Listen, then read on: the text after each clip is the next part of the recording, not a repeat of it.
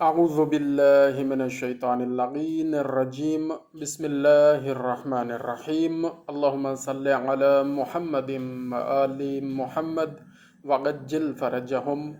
دوستو، یکم رجب المرجب کا دن گزرا۔ امام محمد باقر علیہ السلام کے ظہور کا جشن ہم نے منایا اور ان کا ذکر پاک کیا، اور ابھی ان کا ذکر مزید جاری و ساری ہے۔ تو ہم نے آپ سے جو ڈسکس کیا تھا وہ یہاں تک تھا کہ جب امام زین العابدین علیہ السلام کی شہادت ہو گئی اور خاندانی اور امامت کی ذمہ داریاں امام محمد باقر علیہ السلام پر آن پڑی، اور آپ اپنی امامت اور تمام خاندانی ذمہ داریاں بہترین طریقے سے انجام دینا شروع ہوئے، تو اس دور کی خصوصیات کیا تھیں؟ یہ وہ زمانہ تھا جب بنی امیہ کی سلطنت اپنی مادری طاقت کے لحاظ سے بڑھاپے کی منزلوں سے گزر رہے تھے۔ یہ بنو امیہ بڑھاپے کی منزلوں سے گزر رہے تھے، ان کی سلطنت یعنی زوال پذیر ہو رہی تھی۔ بنی ہاشم پر ظلم و ستم اور خصوصاً کربلا کے واقعہ نے بہت حد تک دنیا کی آنکھوں کو کھول دیا تھا، اور ان کی حقیقت، بنو امیہ کی حقیقت لوگوں کے سامنے آ چکی تھی۔ اور جب یزید پلید خود اپنے مختصر زمانہ حیات ہی میں جو واقعہ کربلا کے بعد ہوا، اپنے کیے پر ظاہر ہے وہ بے چین ضرور ہوا، اور اسی بے چین یعنی ظاہر ہے اتنا ظلم کرنے کے بعد کون برداشت کر سکتا ہے کہ جب اسے یہ تھوڑا سا اندر خلش، کیا کہتے ہیں، لفظ ہی نہیں ہے میرے پاس، وہ بعد میں جتنا بھی ہوتا رہے لیکن اس نے جتنا ظلم کیا تو پھر اسی ظلم کو یاد کر کے وہ مر گیا۔ تو ظلم انسان کو ختم کر دیتا ہے۔ تو اللہ تعالیٰ سے ہم دعا کرتے ہیں، یا اللہ کریم ہمیں ظلم کرنے والوں میں شمار نہ فرما، اور ظالموں کی فیور کرنے والا بھی شمار نہ فرما، بلکہ ہمیں مظلومین کا ساتھی بنا، اور ہم سے جو کمی کوتاہی غلطیاں گناہ سرزد ہو چکے ہیں، یا اللہ کریم ہمیں بحق کے امام محمد باقر علیہ السلام، بحق کے چہاردہ معصومین علیہ السلام ہمیں محفوظ فرما اور اپنی حفاظت میں فرما، اور ہمیں ہمارے گناہوں کو معاف فرما۔ تو یزید پلید اپنے کیے پر پشیمان ہو چکا تھا۔ پشیمان کا لفظ یہاں لکھا ہے، لیکن ہم یہ سمجھتے ہیں کہ وہ یزید پلید اپنے کیے کی سزا بھگت رہا تھا، اس کو چین نہیں تھا، وہ چیختا تھا، روتا تھا، اور اس کے بعد برے نتائج کو محسوس بھی کر چکا تھا۔ اور اس کے بعد اس کا بیٹا، یزید کا ایک بیٹا تھا جس کا نام معاویہ تھا، اس نے اپنے والد کے نام پر اپنے بیٹے کا نام رکھا تھا۔ اس کے بعد یعنی یزید کے بعد اس کا بیٹا معاویہ اپنے باپ کے افعال سے کھلم کھلا اظہار بیزاری کر کے سلطنت سے دستبردار ہو گیا۔ تو بعد کے سلاطین کو کہاں تک ان مظالم کے مہلک نتائج کا احساس نہ ہوتا جو کربلا میں مظالم کیے گئے۔ یہ دور کے بارے میں بتایا جا رہا ہے کہ کس دور میں امام محمد باقر علیہ السلام نے زندگی گزاری، جبکہ اس وقت مختار اور ان کے ہمراہیوں نے خون حسین علیہ السلام کا بدلہ لینے میں جو اقدامات کیے تھے، اس سے نہ جانے کتنے واقعات سامنے آ چکے تھے جن سے سلطنت شام کی بنیادیں ہل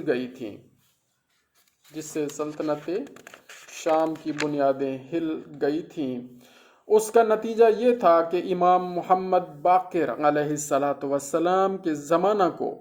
حکومت کے ظلم و تشدد کی گرفت سے کچھ آزادی نصیب ہوئی، اور آپ علیہ السلام کو خلق خدا کی اصلاح و ہدایت کا کچھ زیادہ موقع مل سکا، اور آپ پھر دین کی تبلیغ میں اور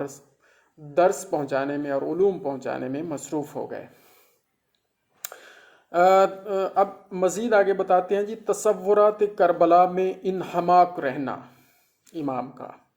آپ علیہ الصلاۃ والسلام، امام محمد باقر علیہ الصلاۃ والسلام، واقعہ کربلا کو اپنی آنکھوں سے دیکھے ہوئے تھے، پھر اپنے والد کی تمام زندگی کا جو مظلوم کے غم میں انہوں نے روتے ہوئے بسر کی، امام زین العابدین علیہ الصلاۃ والسلام نے، وہ بھی امام محمد باقر علیہ الصلاۃ والسلام کی آنکھوں کے سامنے تھی۔ یہ احساس بھی نہایت تکلیف دہ تھا کہ ان کے والد بزرگوار باوجود اتنے غم و رنج اور گریہ و زاری کے ایسا موقع نہ پا سکے کہ لوگ آپ علیہ الصلاۃ والسلام سے امام حسین علیہ الصلاۃ والسلام کی تمام تعلیمات کما حق حاصل کر سکیں۔ یہ انہوں نے لکھ دیا ہے کتاب والوں نے، لیکن یہاں پر یہ بات ہم آپ سے شیئر کرتے چلیں کہ امام زین العابدین علیہ الصلاۃ والسلام نے کما حق اپنی ذمہ داریاں ادا کی، اور دعاؤں کی شکل میں امام زین العابدین علیہ الصلاۃ والسلام نے اپنا پیغام ارد گرد کے لوگوں تک پہنچایا۔ اپنے گریے کی حالت میں جہاں موقع پاتے تھے امام زین العابدین علیہ الصلاۃ والسلام 35 سال واقعہ کربلا کے بعد جہاں جہاں آپ کو موقع ملتا تھا، جب آپ کو موقع ملتا تھا، آپ لوگوں میں بھی واقعہ کربلا بھی بیان کرتے تھے، اور ان کے جو یزیدی سپاہ کی طرف سے مظالم تھے وہ بھی بیان فرماتے تھے، اور دین حق بھی بیان فرماتے تھے، یعنی سارا دین جو حضور پاک صلی اللہ علیہ وآلہ وسلم کی جانب سے ملا تھا وہ بھی پہنچاتے تھے۔ یعنی امام زین العابدین علیہ الصلاۃ والسلام نے، کیونکہ کربلا کے واقعہ کے بعد ان پر غم و حزن بہت زیادہ طاری رہا، تو پھر وہ آپ زیادہ مناجات میں رہتے تھے امام، اور ان مناجات میں آپ غور سے پڑھیں، صحیفہ سجادیہ امام زین العابدین علیہ الصلاۃ والسلام کی ایک عظیم کتاب ہے، انشاءاللہ ہمارے پاس ہے، انشاءاللہ وہ بھی ساتھ ساتھ شروع کی جائے گی۔ ایک بک ہے، وہ میں نے ارادہ کیا ہوا ہے کہ میں اپنے ایک سر کو انشاءاللہ گفٹ کروں گا، صحیفہ سجادیہ، جناب سجاد الرحمن صاحب کو انشاءاللہ گفٹ کریں گے، تو ایک اور منگوائیں گے، پھر انشاءاللہ آپ کے ساتھ شیئر کرتے رہیں گے، یا اس کی کوئی فوٹو کاپی کروائیں گے یا کچھ تو کریں گے۔ تو امام زین العابدین علیہ الصلاۃ والسلام نے اپنی ذمہ داریاں کما حق پہنچائیں جو اس زمانے میں ان پر تھی۔ پھر ان کے بعد امام محمد باقر علیہ الصلاۃ والسلام نے بھی اپنی ذمہ داریاں جو ان کے زمانے میں ان پر عائد ہوئیں وہ انہوں نے بہترین طریقے سے انجام دی۔ ہر امام نے، ہر معصوم نے اپنی تمام ذمہ داریاں جو ان پر اللہ رب العالمین کی جانب سے تھیں، وہ حقوق اللہ اور حقوق العباد ساری کی ساری کما حق پہنچائیں اور انجام دیں۔ امام محمد باقر علیہ الصلاۃ والسلام نے دین حق کی تبلیغ کا بہترین اہتمام کیا۔ آپ علیہ الصلاۃ والسلام دینی تعلیم کی مختلف مجالس قائم کرتے، یہی وہ ابتدا تھی جسے امام جعفر صادق علیہ الصلاۃ والسلام اور اس کے بعد پھر امام رضا علیہ الصلاۃ والسلام کے زمانہ میں بہت فروغ حاصل ہوا، کیونکہ امام موسیٰ کاظم علیہ الصلاۃ والسلام تو زیادہ تر زندان کی صعوبتوں میں رہے، اور تواریخ میں لکھا ہے کہ 14 سال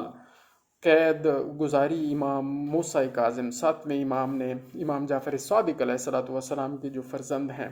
انہوں نے، اور بہت وہ بھی مظالم کا ایک سلسلہ۔ انشاءاللہ تمام آئمہ کا ذکر گاہے بگاہے ہم کرنے کی کوشش کریں گے، اور یہ سعادت ہے، اللہ رب العالمین سے دعا ہے یا اللہ 14 معصومین کی سیرت اور ان کے احوال میں خود بھی پڑھوں اور لوگوں تک بھی پہنچاؤں اور اس پر عمل بھی کروں، آمین یا رب العالمین۔ اب امام محمد باقر علیہ الصلاۃ والسلام کی علمی مرجعیت اور علمی قابلیت پر تھوڑی سی ہم روشنی ڈالنے کی کوشش کرتے ہیں۔ ہم کیا ڈال سکتے ہیں روشنی؟ یعنی ہم سعادت حاصل کرتے ہیں آپ کا ذکر پاک کر کے، دریا کا پانی باندھ دیے جانے سے جب کچھ عرصہ کے لیے ٹھہر جائے اور پھر کسی وجہ سے وہ بند ٹوٹے تو پانی بڑی قوت اور جوش کے ساتھ بہتا ہوا محسوس ہوتا ہے۔ یہ حقیقت ہے۔ ائمہ اہل بیت علیہم السلام میں سے ہر ایک کے سینہ میں علم کا دریا تھا، علم کا جو موجزن تھا، جو خزانہ تھا،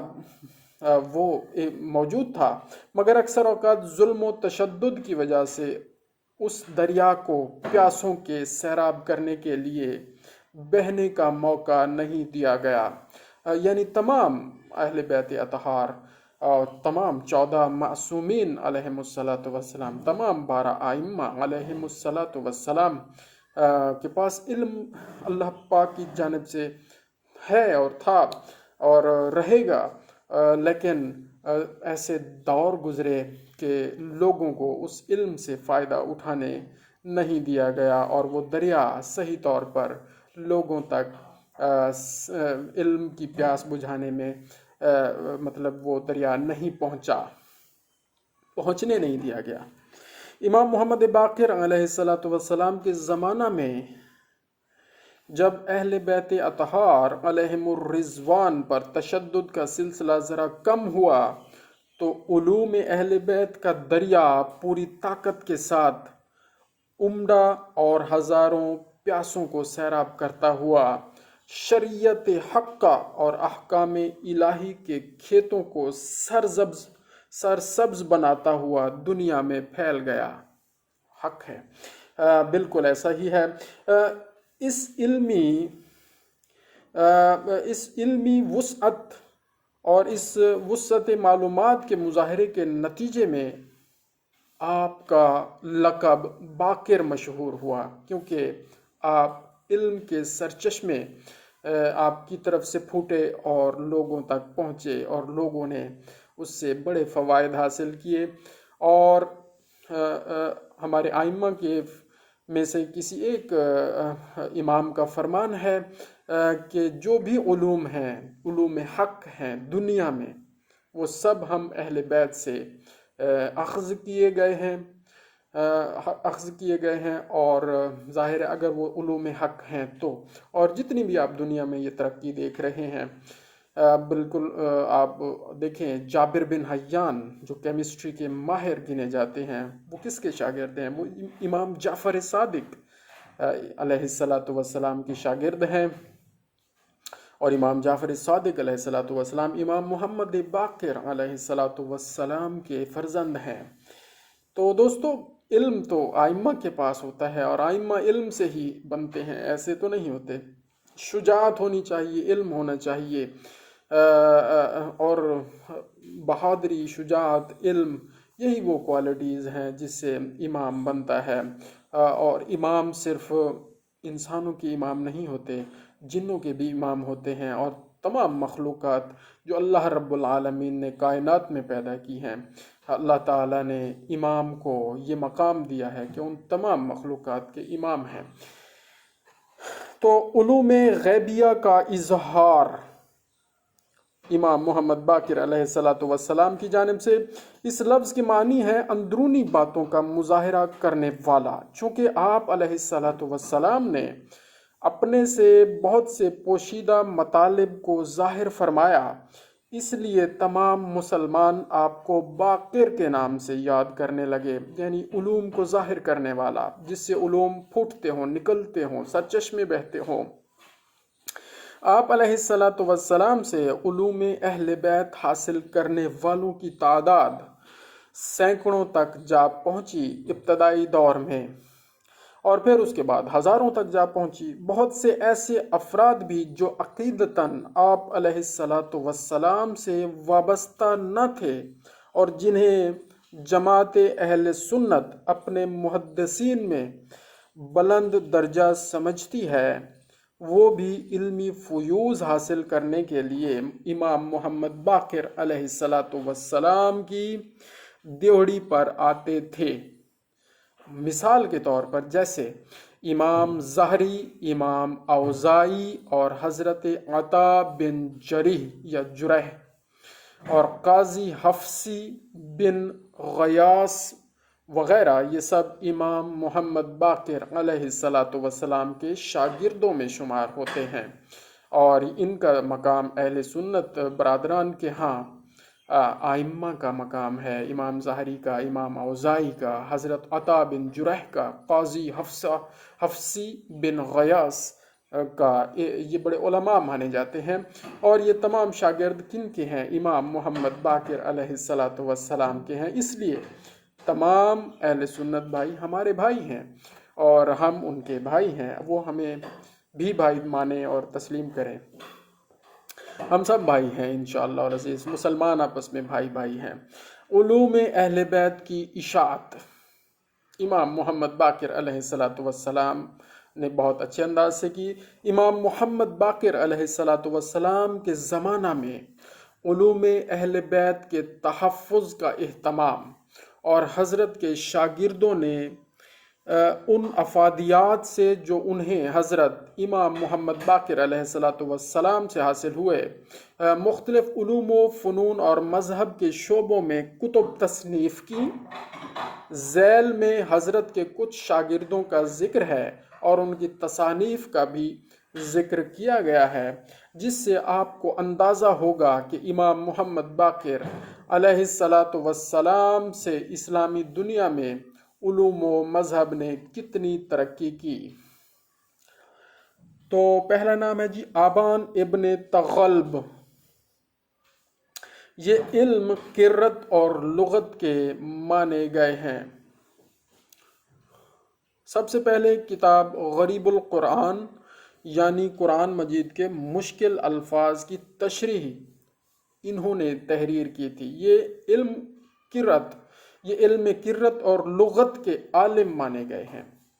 کون؟ آبان ابن تغلب۔ اور سب سے پہلے کتاب غریب القرآن یعنی قرآن مجید کے مشکل الفاظ کی تشریح انہوں نے تحریر کی تھی، اور یہ امام کے شاگرد ہیں، اور انہوں نے 141 ہجری میں وفات پائی۔ اس کے بعد ہے جی ابو جعفر محمد بن حسن ابن ابی سارہ رواسی، یہ بھی امام کے شاگرد ہیں۔ علم قرأت، نحو اور تفسیر کے مشہور عالم تھے یہ ابو جعفر محمد بن حسن ابن ابی سارہ رواسی۔ کتاب الفصیل، معانی القرآن وغیرہ 5 کتب کے مصنف ہیں، اور سن 101 ہجری میں انہوں نے وفات پائی۔ پھر ہے جی عبداللہ ابن میمون اسود القدح، ان کی تصانیف سے ایک کتاب مبحث بنی رسالت معاب صلی اللہ علیہ وآلہ وسلم کی سیرت اور تاریخ زندگی میں، اور ایک کتاب حالات جنت و نار میں تھی۔ سن 105 ہجری میں وفات پائی عبداللہ ابن میمون اسود القدح نے۔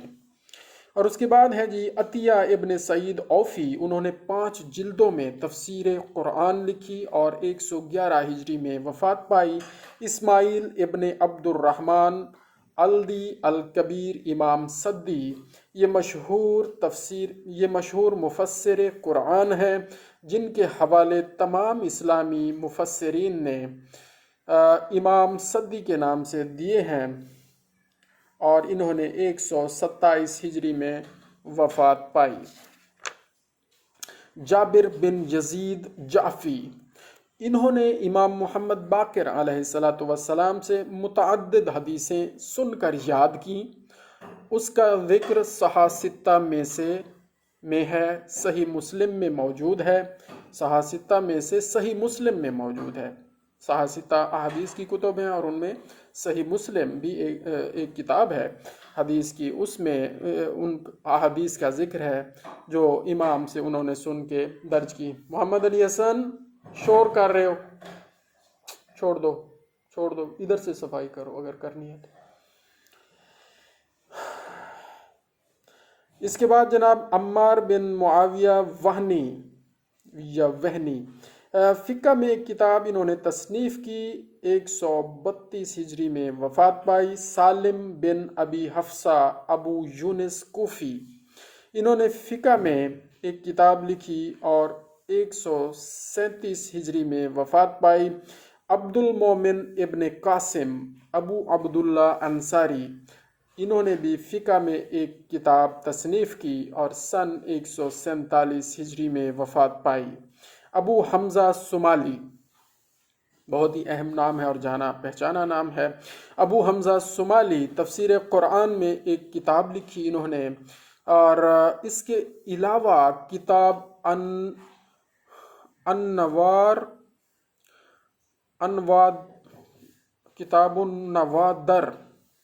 کتاب النوادر اور کتاب الزہد بھی ان کی تصانیف میں سے ہیں، اور انہوں نے سن 150 میں وفات پائی۔ یہ چند نام ہیں ان کثیر علماء اور فقہاء و محدثین میں سے جنہوں نے امام محمد باقر علیہ السلام سے علم حاصل کیا اور مختلف کتب تحریر فرمائیں اور علوم حاصل کیے۔ ان کے علاوہ اور بھی بہت سارے علماء اور مشائخ ہیں جنہوں نے آپ علیہ السلام سے علوم و فنون میں مہارت حاصل کی۔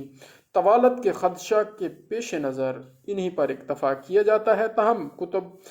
اس کتاب کے آخر میں آپ علیہ السلام کے چند جلیل القدر تلامذہ یعنی شاگردوں کے مختصر احوال کا ذکر کریں گے، تاکہ قارئین کو آپ علیہ السلام کے علمی مقام و مرتبہ کا اندازہ ہو جائے کہ ان عظیم المرتبت بزرگ جس مقدس ہستی کے شاگرد ہیں، کہ وہ عظیم المرتبت بزرگ جس مقدس ہستی کے شاگرد ہیں، ان کا علمی مقام و مرتبہ کس قدر بلند ہوگا۔ اور پھر اس کے بعد امام جعفر صادق علیہ السلام کے دور میں جو سینکڑوں کتب تصنیف ہوئی، ان کا بھی انشاءاللہ ذکر آئے گا۔ اخلاق و اوصاف پر اب ہم تھوڑی سی بات کریں گے اور پھر مزید اس سلسلے کو آگے چلائیں گے۔ ابھی کچھ ٹائم ہے، ہم کوشش کرتے ہیں کہ ہاف این آور، آدھے گھنٹے کی ایک ویڈیو ہو، کمپریہنسو بھی ہو اور اس میں کچھ چیزیں اکٹھی آ جائیں،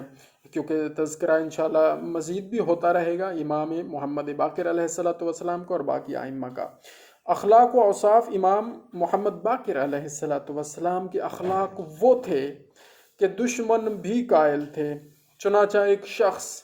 اہل شام میں سے مدینہ میں قیام رکھتا تھا اور اکثر امام محمد باقر علیہ السلام کے پاس آ کر بیٹھا کرتا تھا۔ اس شخص کا بیان تھا کہ مجھے اس گھرانے سے ہرگز کوئی خلوص و محبت نہیں، مگر آپ کے اخلاق کی کشش اور فصاحت وہ ہے جس کی وجہ سے میں آپ کے پاس آنے اور بیٹھنے پر مجبور ہوں۔ اس گھرانے سے محبت نہیں ہے، لیکن کیونکہ امام کا اخلاق دیکھا اور اس میں اتنی کشش تھی اور آپ کی تعلیمات میں اتنی فصاحت تھی کہ وہ شخص کہتا ہے کہ میں مجبور ہوتا ہوں، میں ان کے ساتھ اٹھنے بیٹھنے پر، آنے پر بیٹھنے پر مجبور ہوں۔ تو امام کے اخلاق کا اتنا اثر ہوتا ہے دوستو۔ امام کے ماننے والوں کو چاہیے کہ وہ بھی اپنا اخلاق اچھا کریں اور اپنا اخلاق بہتر کریں۔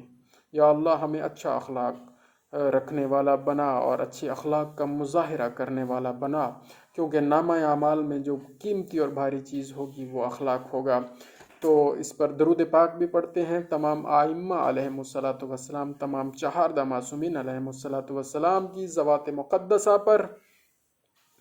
اللہم صلی علی محمد و آل محمد وعجل فرجہم۔ امور سلطنت میں مشورہ۔ سلطنت اسلامیہ حقیقت میں ان اہل بیت رسول علیہم السلام کا حق تھی، کیونکہ علم ان کے پاس، شجاعت ان کے پاس، عزت ان کے پاس، عظمت ان کے پاس، پاکیزگی ان کے پاس، دنیا کی جتنی فضیلتیں ہیں اور اس پوری کائنات کی جتنی فضیلتیں ہیں اللہ رب العالمین نے اسی خاندان کو عنایت کی ہیں، رسول اللہ صلی اللہ علیہ وآلہ وسلم کو، اور پھر ان کے خاندان مقدس کو، اور ان کی اولاد پاک کو، ان کی آل پاک کو تمام فضیلتیں عنایت کی ہیں۔ تو حقیقت میں یہی ہے کہ سلطنت اسلامیہ پر حکومت کرنے کا حق انہی حضرات کو، انہی ذوات مقدسہ کو ہے اور تھا اور رہے گا۔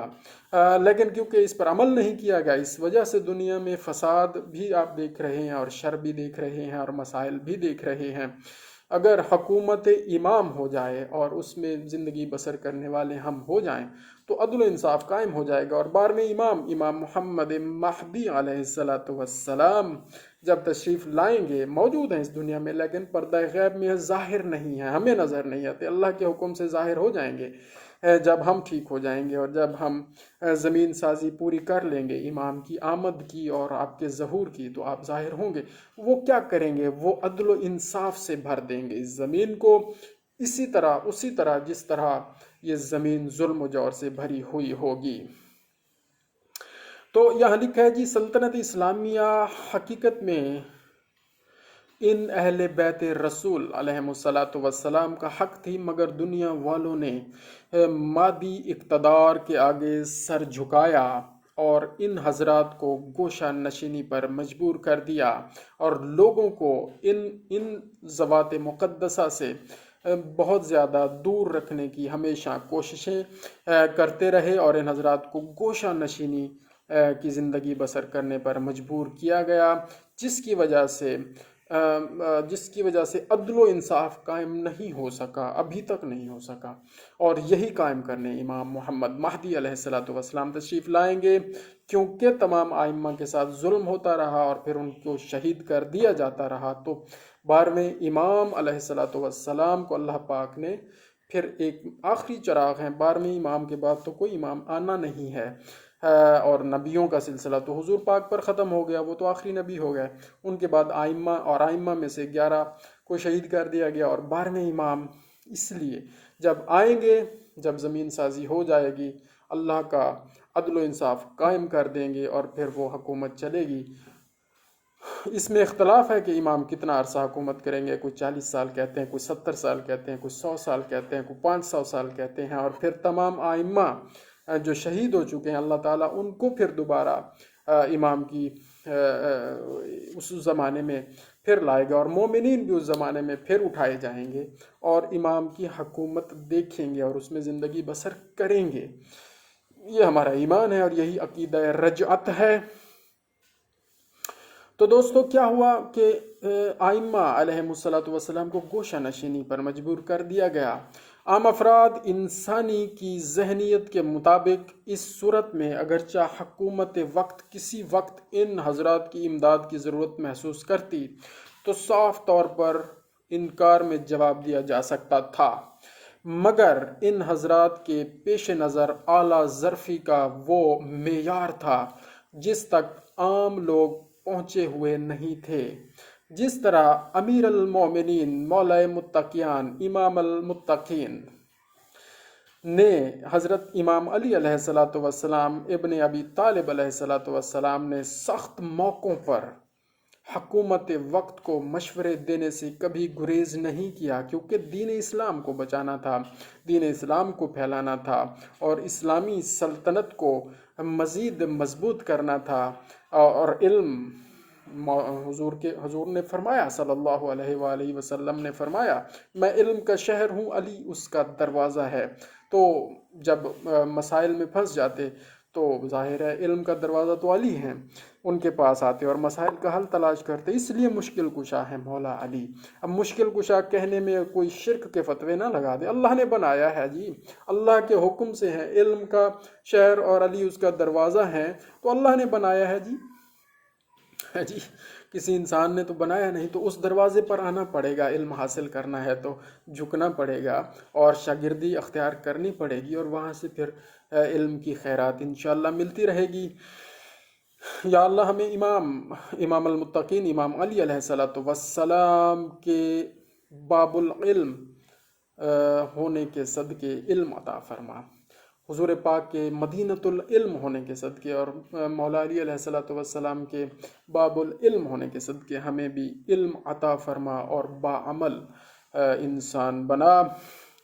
تو یہ اعلیٰ ظرفی تھی آئمہ کی کہ وہ حکومت وقت کو جب ان کو ضرورت ہوتی تھی تو مشورے دینے سے گریز نہیں فرماتے تھے۔ اسی طرح اس سلسلہ کے تمام آئمہ، تمام حضرات نے اپنے اپنے زمانہ کے بادشاہوں کے ساتھ یہی طرز عمل اختیار کیا کہ جب ان کو ضرورت پڑی اور جب وہ آئے اور سر تسلیم خم کیا اور مشکلات میں گھرنے کے بعد آپ سے مدد مانگی تو آپ نے علمی مدد کی، اور جس طرح کی بھی مدد مانگی گئی آپ نے مدد کی۔ پیش نظر یہی تھا کہ مسلمان مضبوط ہوں، دین مضبوط ہو، اسلام مضبوط ہو۔ دوستو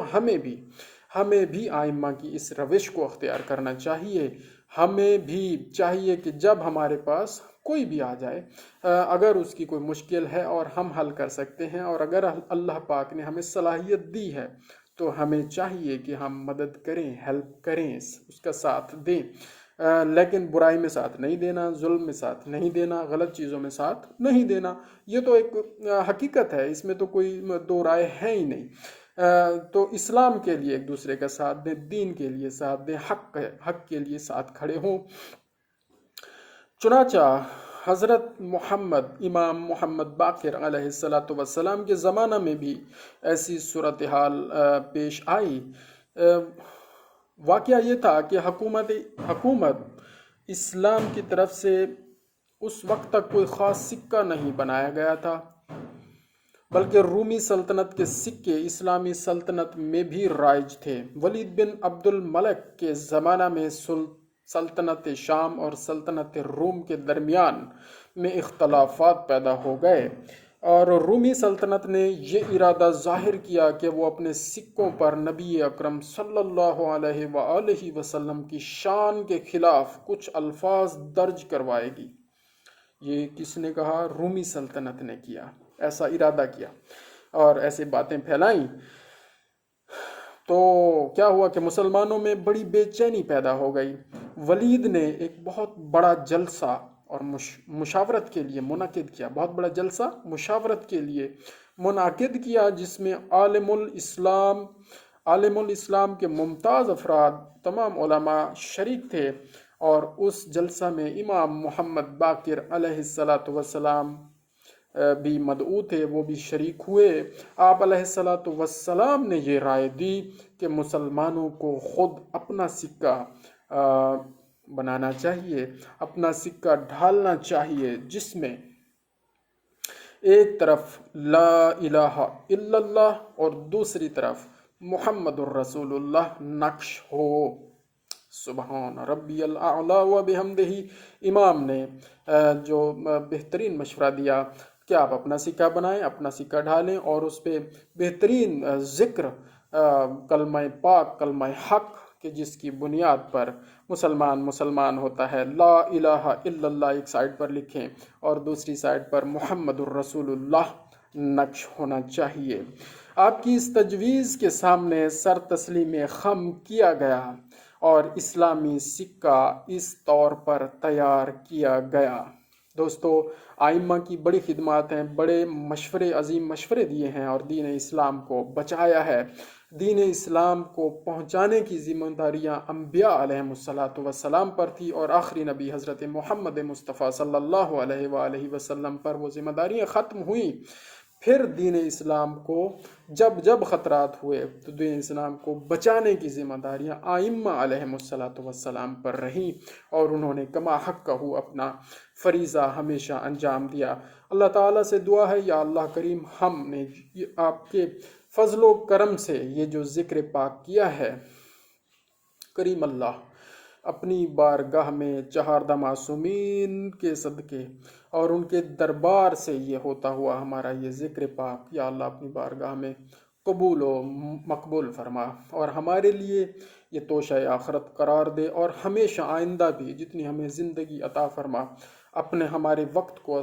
اسی ذکر پاک اور ذکر اعلیٰ سے ہمیں اپنا وقت قیمتی بنانے والا قرار دے، اور ہمیں اس پر عمل کرنے والا قرار دے، یا اللہ کریم، اور ہم سے جو غلطیاں، کمیاں، کوتاہیاں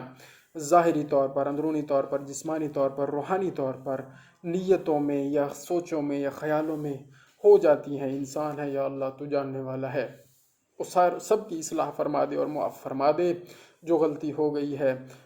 وہ بھی معاف فرما دے، جو ارادتاً ہوئی ہے، جو انجانے میں ہوئی ہے وہ معاف فرما دے، اور تمام مومنین، تمام مومنات، تمام مسلمین، تمام مسلمات جو حبداران محمد و آل محمد علیہ السلام ہیں، ان سب کی حفاظت فرما، سب کو زندگی دراز عطا فرما، سب کی خیر فرما، اور ہم سب مومنین، مومنات، مسلمین، مسلمات کو آپس میں محبت و خلوص و اتفاق عطا فرما، حسد، بغض، نفاق، غیبت، لالچ، حرص، ہوس اور تمام برائیوں سے نجات عطا فرما۔ آمین بجاہ النبی الکریم، بحق محمد و آل محمد، بحق سیدہ فاطمۃ الزہرا سلام اللہ علیہا و ابوہا و بعلہا و بنوہا، دعائیں مستجاب فرما۔ اللہم صلی علی محمد و آل محمد وعجل فرجہم۔ ہمارا یہ تذکرہ امام محمد باقر علیہ السلام کا جاری و ساری ہے، انشاءاللہ مزید حاضر ہوں گے۔